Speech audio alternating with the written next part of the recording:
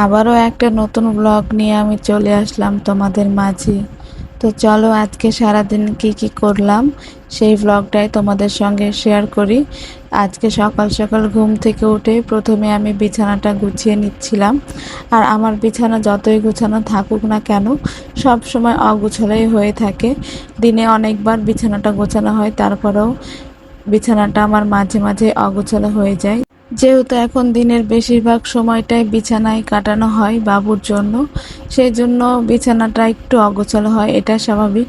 বাসায় বাচ্চা থাকলে একটু অগোছালো হয়ে থাকবে, এটাই স্বাভাবিক। আর সকালবেলা বিছানা পরিষ্কার করা, বিছানাটা গুছিয়ে রাখা এটাই প্রথম কাজ সকল মেয়েদেরই। তো সকালবেলা বিছানাটা গুছিয়ে নিলেই মনে হয় যে বাসার অর্ধেক কাজ প্রায় শেষ হয়ে গেছে। তো এইদিকে আমি বিছানা গোছানোর পরে মা কিছু কাপড় চোপড় আজকে ধুয়েছিল, সেগুলো আমি ছাদে এসে মেলে দিচ্ছিলাম। কারণ কিছুদিন থেকে প্রচণ্ড পরিমাণ গরম পড়েছে, আর মায়ের একা হাতে সম্পূর্ণ কাজ করা সম্ভব না। যেহেতু মা কাপড়গুলো ধুয়ে দিয়েছে আর আমি ছাদে এসে মেলে দিলাম। প্রচুর তাপ ছিল ছাদে সেই সময়। তো দুপুরের দিকে ছাদে উঠলে অনেক তাপ হয়ে যায়।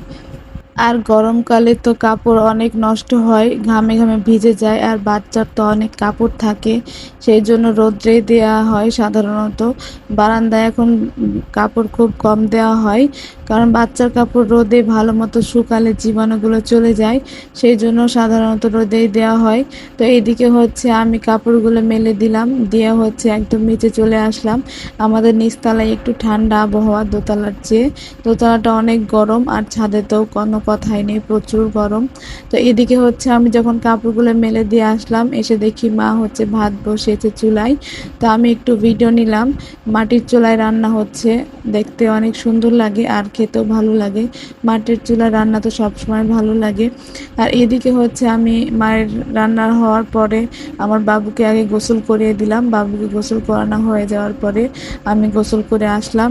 গোসল করে এসেই তো আমি আয়নাতে একটু ভিডিও নিচ্ছিলাম, একটু ঢং করছিলাম আর কি। পরবর্তীতে আমি ভাত নিয়ে বসেছি দুপুরবেলায়, বাবুকে ঘুম পাড়িয়ে দিয়ে খেতে বসে সাধারণত।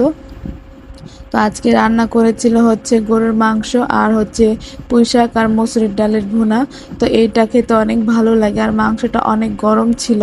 সরি বন্ধুরা, ওটা গরুর মাংস ছিল না, এটা খাসির মাংস ছিল। তো দুপুরে খাওয়া দাওয়া করার পর আমি আর আমার বাবুকে নিয়ে একটু ঘুমিয়েছিলাম। তারপরে বিকেলবেলা কাপড়গুলো আবার উঠাতে এসেছে ছাদে।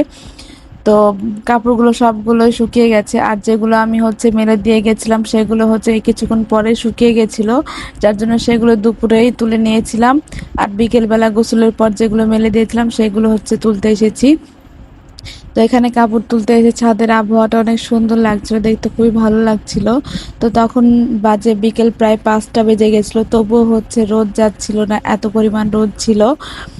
তো প্রচুর গরম ছিল, আর গরমের সময় গরম হবে এটা তো স্বাভাবিক। আর যেহেতু এখন আম কাঁঠাল পাকার সিজন, তো এখন গরমটা একটু বেশিই পড়েছে মনে হচ্ছে।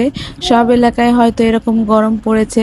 তোমাদের কার কোন অঞ্চলে কেমন গরম পড়েছে অবশ্যই কমেন্ট করে জানাতে ভুলো না বন্ধুরা। আর ভিডিওর মাঝে একটা কথা বলে নিই, আমার ভিডিও বা ভিডিওর কোনো অংশ যদি তোমাদের একটু ভালো লেগে থাকে, তাহলে লাইক কমেন্ট এবং সাবস্ক্রাইব করে আমার পাশে থেকো, আর পাশে থাকা বেল আইকনটি প্রেস করো, যেন আমি ভিডিও আপলোড করার সঙ্গে সঙ্গে তার নোটিফিকেশন তোমাদের কাছে পৌঁছে যায়। আর ফেসবুক থেকে দেখলে অবশ্যই আমার পেজটা ফলো করে দিও, যেহেতু আমি একদম ছোট্ট একজন ক্রিয়েটর। তো আজকের মতো এখানেই বিদায় নিচ্ছি, আল্লাহ হাফেজ।